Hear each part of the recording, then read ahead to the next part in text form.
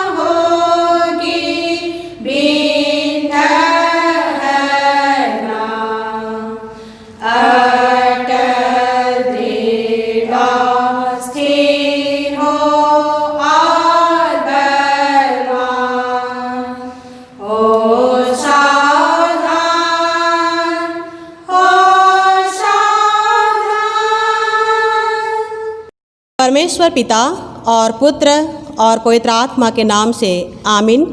हमारी सहायता ईश्वर के नाम से है जिसने स्वर्ग और पृथ्वी को सिरजा। स्तुति होवे पिता को और पुत्र को और पवित्र आत्मा को, जैसा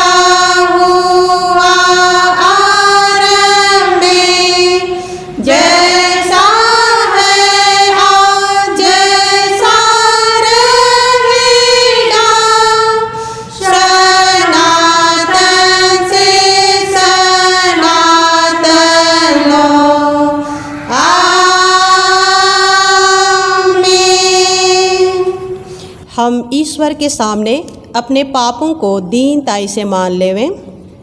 हे सर्वशक्तिमान ईश्वर दयालु पिता, हम दीनताई से अपने सब पाप और अपराधों को तेरे सन्मुख मान लेते हैं। तो अपने प्रिय पुत्र हमारे प्रभु यीशु ख्रीष्ट के कारण हम पर दया दृष्टि कर और हमारे सब पापों को क्षमा कर। आमीन।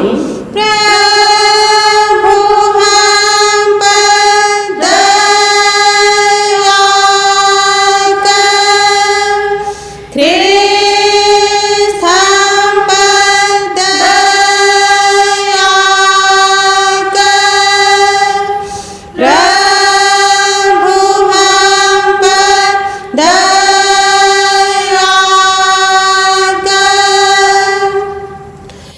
ईश्वर के पुत्र यीशु ख्रीस्त का लहू हमें सब पापों से शुद्ध करता है। यदि हम कहें कि हम में कुछ पाप नहीं तो अपने को धोखा देते हैं और सच्चाई हम में नहीं है। यदि हम अपने पापों को मान लें तो वह हमारे पापों को क्षमा करने को और हमें सब अधर्म से शुद्ध करने को विश्वास योग्य और धर्मी है। आमीन।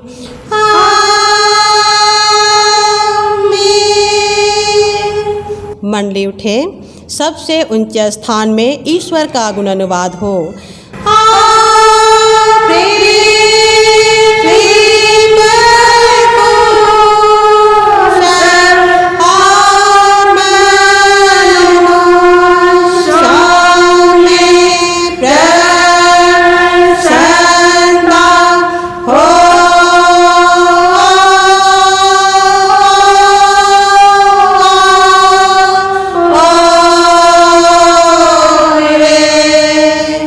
प्रभु तुम्हारे संग हो।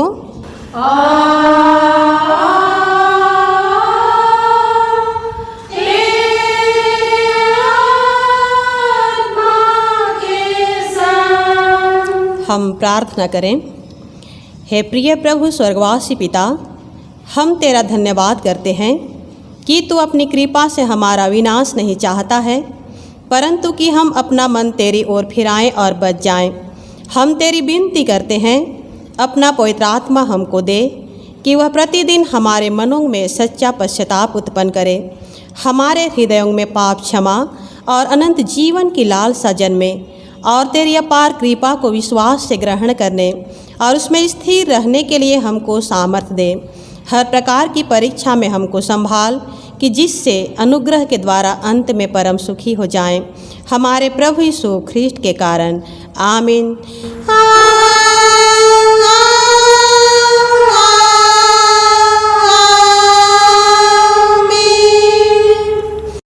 आज के लिए ठहराया गया पवित्र पाठ वचन है याकूब 5:12 से 20। याकूब 5:12 से 20 और इस वचन को पढ़ने में हमारी अगुवाई करेंगी बहन सनती बाण सिंह। पर हे भाइयों, सबसे श्रेष्ठ बात यह है कि शपथ ना खाना, न स्वर्ग की, न पृथ्वी की, न किसी और वस्तु की, पर तुम्हारी बातचीत हाँ की हाँ और नहीं की नहीं हो, कि तुम दंड के योग ना ठहरो।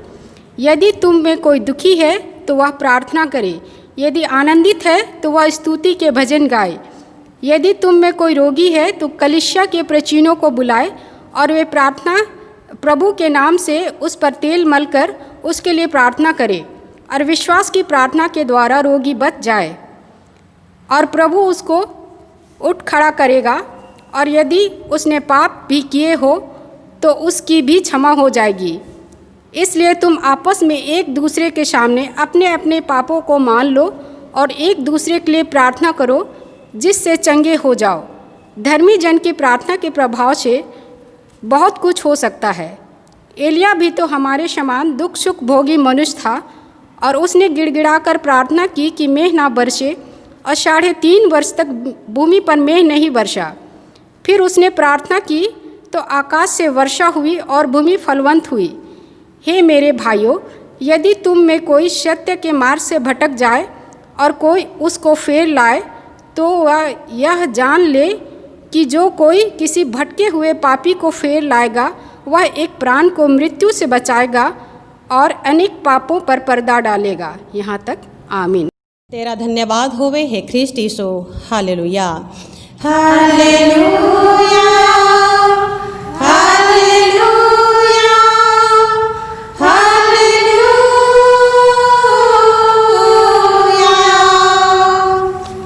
अब हम समस्त क्रिस्टियानी कलीसिया के संग अपना महापवित्र विश्वास वाक्य को मान लेके एक साथ यूँ कहें। मैं विश्वास करती हूँ परमेश्वर पिता पर, जो स्वर्ग और पृथ्वी का सर्वशक्तिमान सृजनहार है, और उसके एकलौते पुत्र अपने प्रभु यीशु ख्रीस्त पर, जो पवित्र आत्मा से गर्भ में आया, कुंवारी मरियम से उत्पन्न हुआ, पंतुस पिलातुस की आज्ञा से दुख उठाया, क्रूस पर चढ़ाया गया, मर गया और गाड़ा गया, पाताल में उतरा, तीसरे दिन मृतकों में से जी उठा, स्वर्ग पर चढ़ गया और परमेश्वर सर्वशक्तिमान पिता के दाहिने हाथ बैठा है, जहाँ से वह जीवितों और मृतकों का विचार करने को फिर आएगा। मैं विश्वास करती हूँ पवित्र आत्मा पर, एक ही पवित्र क्रिस्तियानी कलीसिया, पवित्रों की संगत पर, पापों की क्षमा, देह के जी उठने और अनंत जीवन पर। आमीन।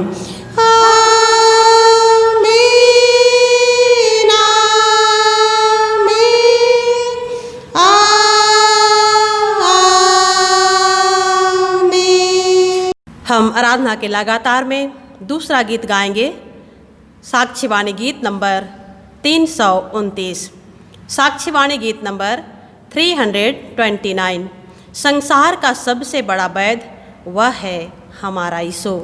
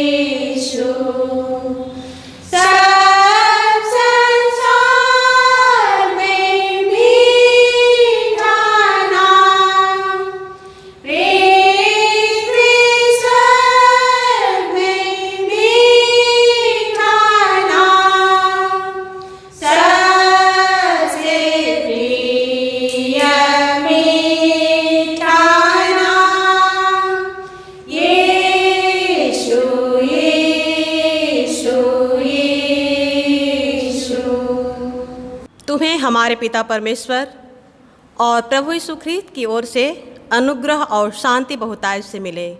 आमीन। हम प्रार्थना करें। हे सर्वशक्तिमान अनुग्रहकारी दयालु पिता परमेश्वर, सर्वप्रथम हम तुझे हृदय से धन्यवाद देते हैं एक नए जीवन के लिए।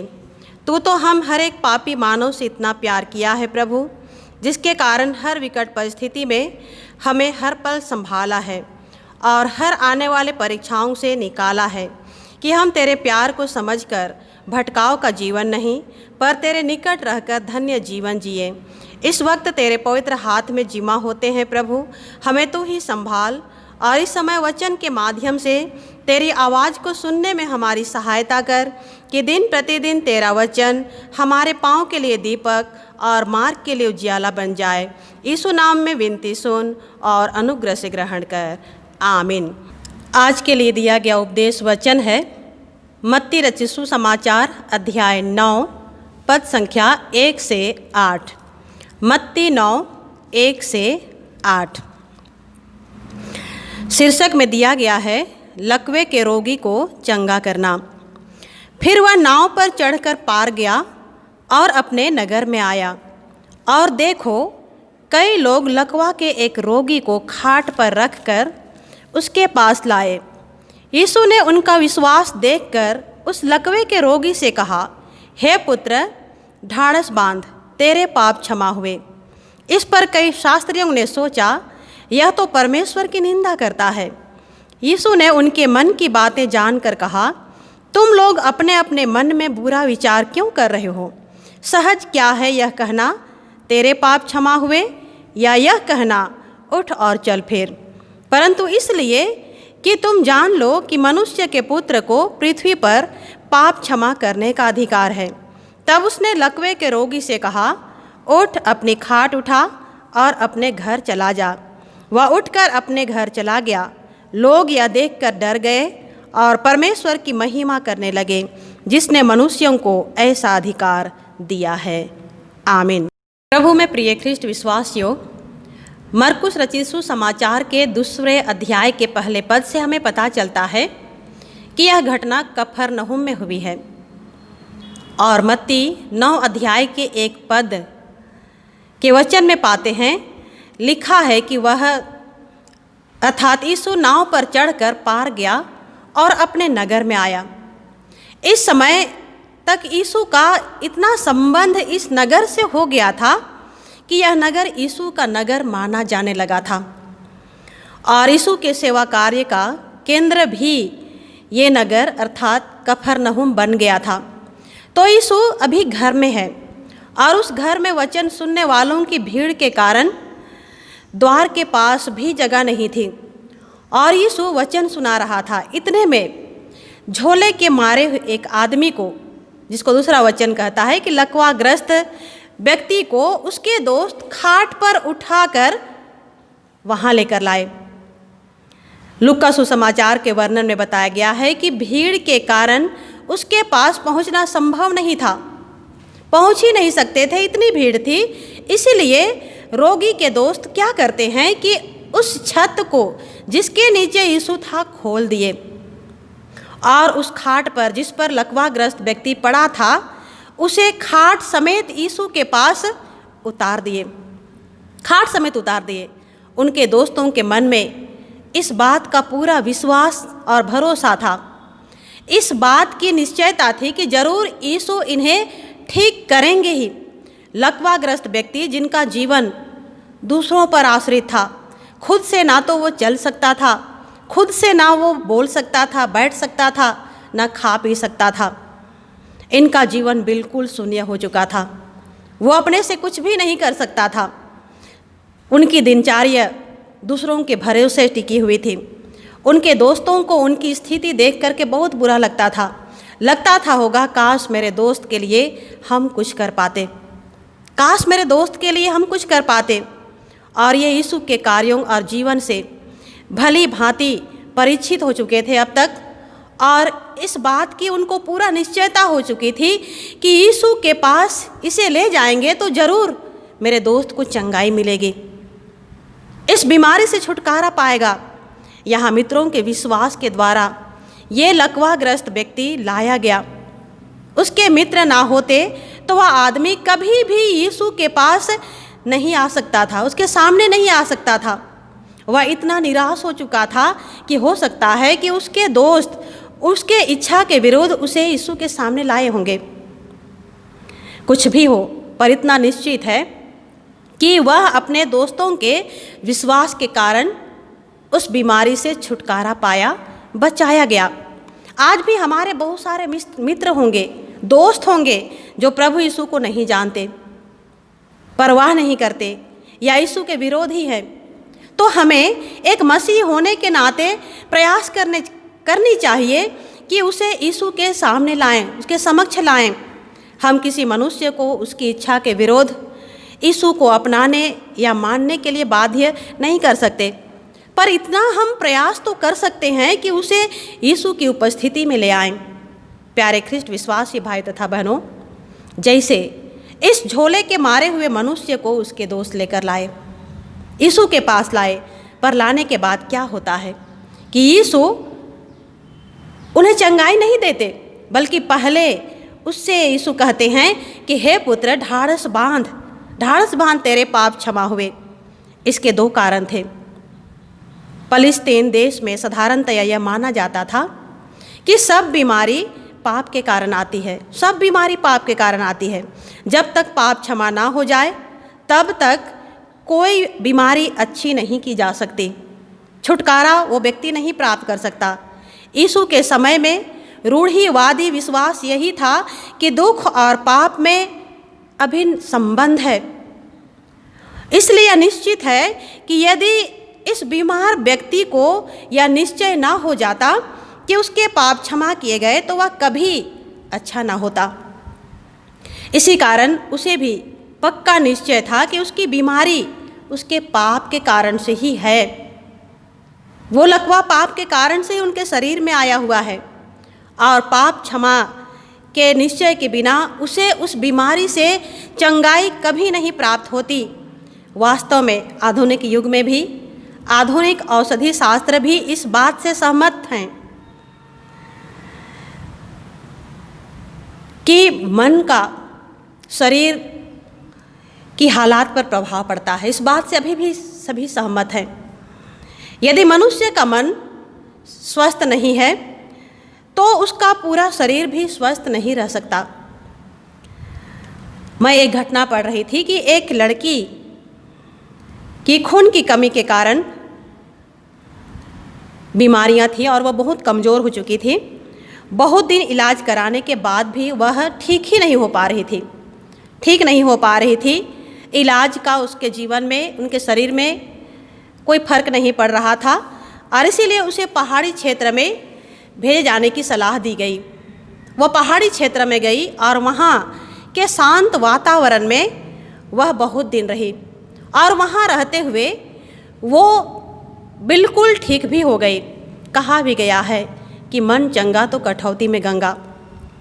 इस घटना में भी हम पाते हैं कि जो बीमार है वह जानता है कि वह पापी है, और चूँकि वह पापी है इसलिए उसे यह भी निश्चय था कि परमेश्वर उससे क्रोधित है, इसलिए वह झोले का मारा हुआ है और वह बीमार है। यीशु उसको परमेश्वर की ओर से क्षमा देता है, उनके जीवन में क्षमा लाता है। तो उस मनुष्य को मालूम हो जाता है कि परमेश्वर के साथ उसका संबंध सही हो गया है, और वह जान जाता है कि परमेश्वर उसका शत्रु नहीं पर उसका मित्र है, इसलिए वह चंगा हो जाता है। या ये कहें कि यीशु यहाँ उनके बाहरी रोग से पहले आंतरिक रोग को देखा, और बाहरी रोग से भी ज़्यादा जो रोग आंतरिक रोग है वो भयावह है, खतरनाक है, इस बात को देखा, और वह पाप का रोग है, और इसीलिए चंगाई देने वाला नहीं चाहता है कि इसे लज्जित होना पड़े, पर देखा कि रोग का जड़ पाप है। पहले उसके पाप को क्षमा किया यीशु, उनके पाप को क्षमा किया। जैसे खेत में फसल के साथ साथ घास भी उगा करते हैं, घास होते हैं जिससे फसल बर्बाद होता है, पर किसान फसल बर्बाद करने वाला पौधा का पत्ता केवल नहीं उखाड़ता या तोड़ता, पर उस घास को जड़ सहित उखाड़ करके फेंकता है। यहाँ यीशु पाप के जड़ को ही उखाड़ा, अर्थात कहा, पुत्र ढाढ़स बांध, तेरे पाप क्षमा हुए। इससे हम देखते हैं कि यीशु एक ऐसा वैद्य है, यीशु एक ऐसा महान डॉक्टर है जिनको पाप क्षमा करने का भी अधिकार है। हम विश्वासियों को इससे यह निश्चयता दी गई है कि आज भी बड़े से बड़े पापी के लिए यीशु के कारण पाप क्षमा की निश्चयता है। यीशु के कारण हमारे जीवन में पाप क्षमा की गारंटी है। पर आज भी हम एक बड़े पापों का बोझ उठाए हुए हैं।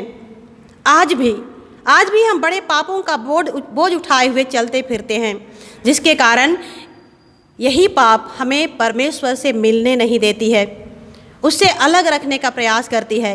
इसलिए हमें पहले मान लेना है कि मुझ में पाप है और मुझे पाप क्षमा की ज़रूरत है। आज कोई भी ऐसा इंसान नहीं है जिनको पाप क्षमा की ज़रूरत नहीं है। वचन कहता है कोई धर्मी नहीं, एक भी धर्मी नहीं, सभी पापी हैं और सभी परमेश्वर की महिमा से रहित हैं। इसलिए दूसरों को नहीं, पर पहले अपने आप का आंकलन करना आवश्यक है। इस बात का आंकलन करना है कि मैं पापी हूँ। और जब एक व्यक्ति अपना नहीं, पहले दूसरों की गलती ढूंढेगा कि वह पापी है और अपनी गलती नहीं देखता, वचन कहता है कि अब भी वह पाप में ही है। वो व्यक्ति अब भी पाप में है, इसीलिए उनको अपना पाप नहीं दिखता और दूसरों का पाप गिनाने का प्रयास करता है।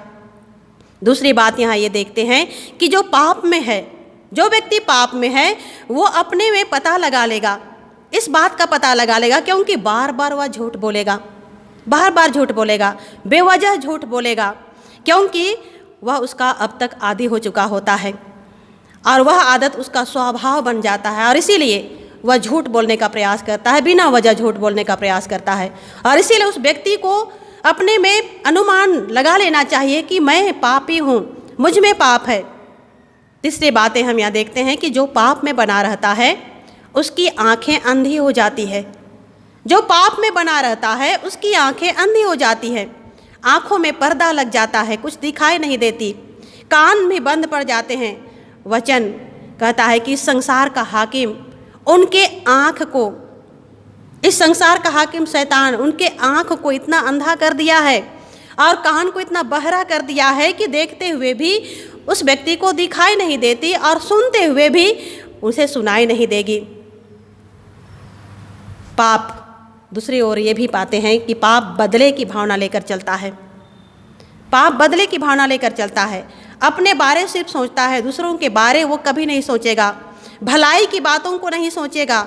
कई बार व्यवहार से पाप पता चलता है। मनुष्य बिना वजह इतना गुस्सा करेगा जो उसके स्वभाव में आ जाता है। ईर्ष्या, चिढ़, नफरत भी पाप का ही एक हिस्सा है। पाप के द्वारा, काम के द्वारा भी आज पाप होते हैं। व्यभिचार के काम होते हैं, मतवालापन की जाती है, चोरी आदि शैतान कराता है और ये पाप है।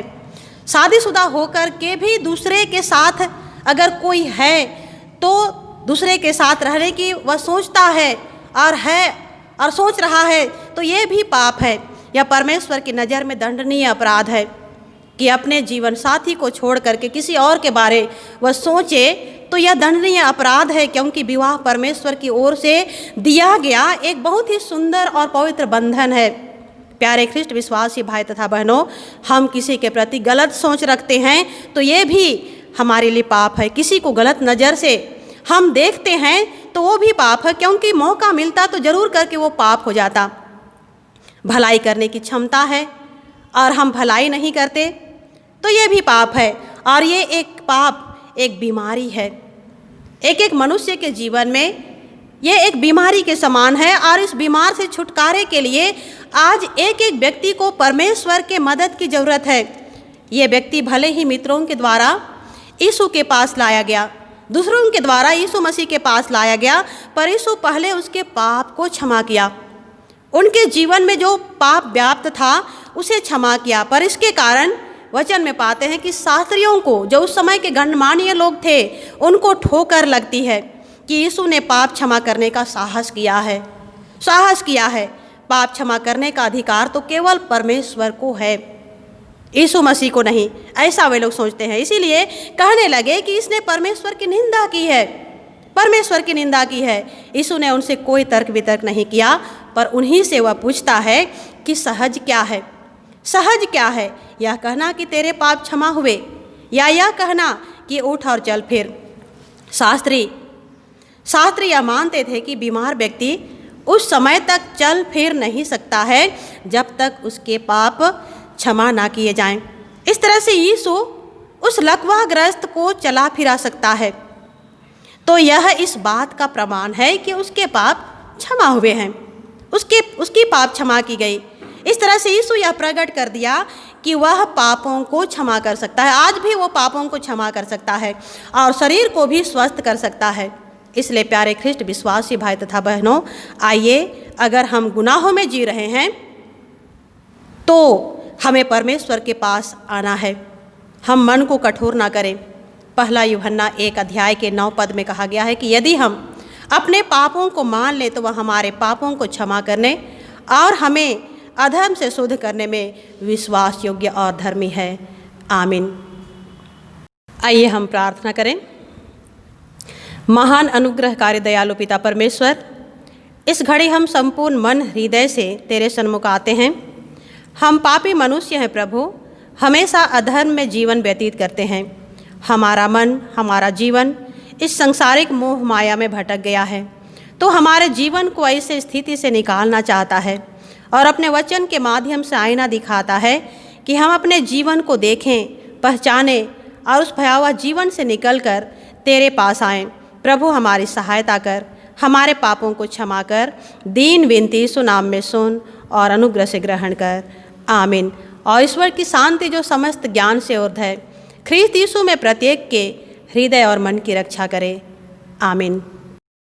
आराधना के लगातार में हम तीसरा गीत गाएंगे और ये भजन से है। उसका बोल है, जो लावेगा ईमान प्रभु यीशु पर पावेगा उद्धार। और इसी के लगातार और एक गीत हम लोग गाएंगे और उसका बोल है, यीशु के हाथ से मनोवा कहाँ जाथिस, कहाँ जाथिस मनोवा कहाँ जाथिस।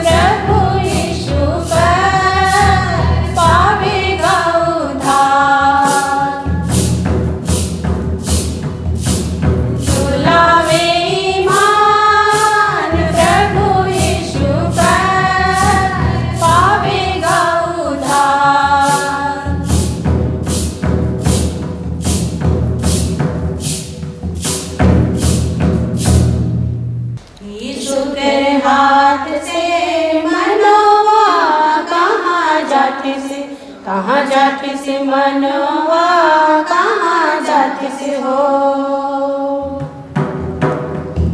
यीशु कर हाथ से मनवा कहाँ जाति से, कहाँ जाति से मनवा कहाँ जाति से हो।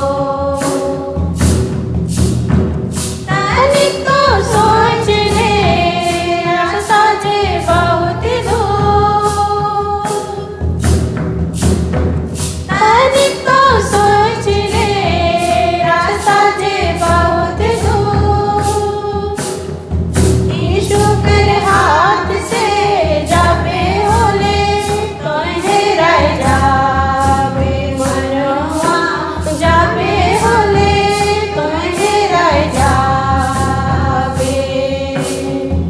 यीशु कर हाथ से मनवा कहाँ जाति से, कहाँ जाति से मनवा कहाँ जाति से हो।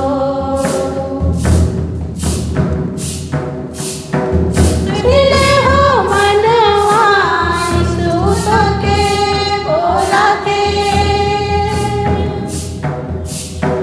सुनिले हो मनवा यीशु तोके बोलाते।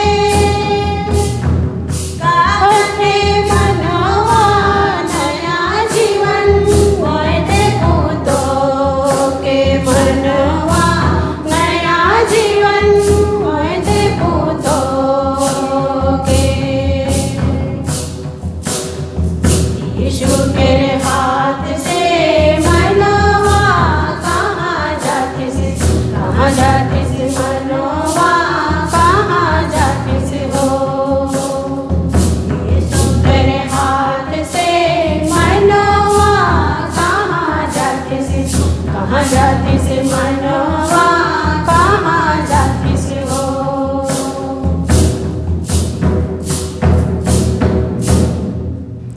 आइए हम प्रार्थना करें।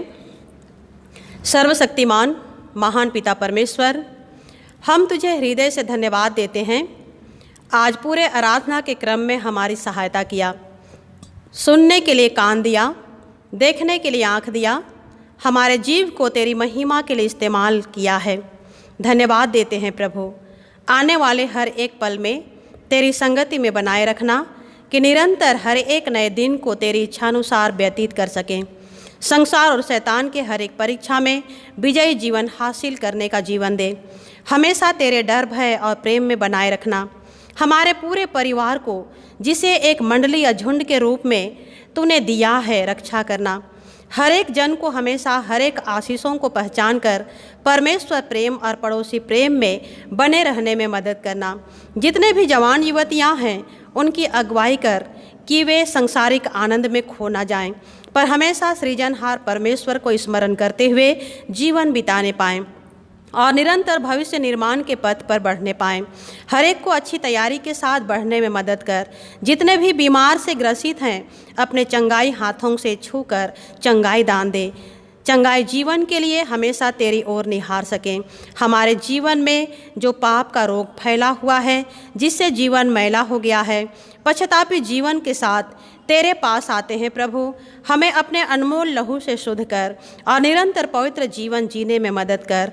हमारा देश कृषि प्रधान देश है और इसमें रहने वाले लोग अधिकतर कृषि आधारित जीवन जीते हैं।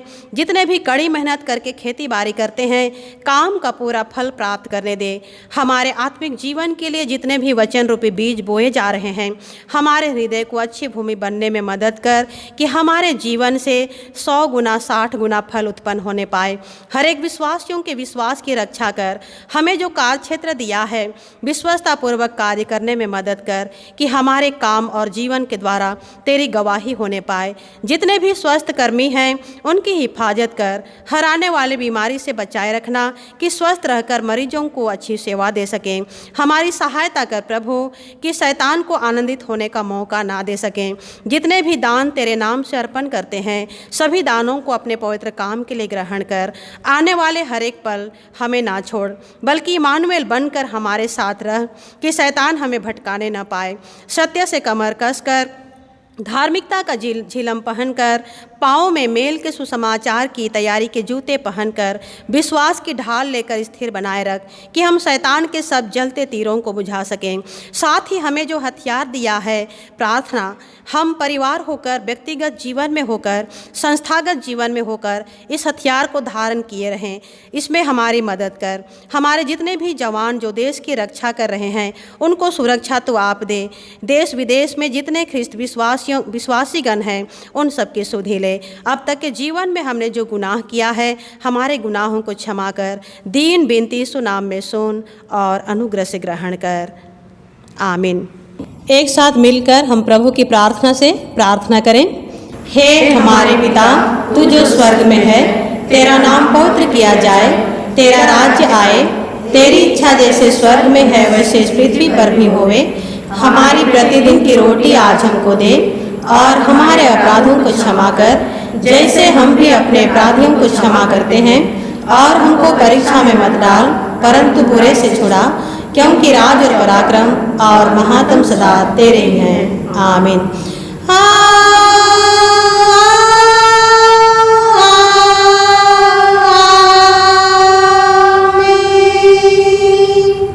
अब त्रिएक ईश्वर का आशीर्वाद विश्वासी और दीन मन से ग्रहण करें। परमेश्वर तुझे आशीष देवे और तेरी रक्षा करे। परमेश्वर अपना मुख तुझ पर प्रकाश करे और तुझ पर अनुग्रह करे। परमेश्वर अपना मुख तुझ पर प्रकाश करे और तुझे कुशल देवे। आमीन।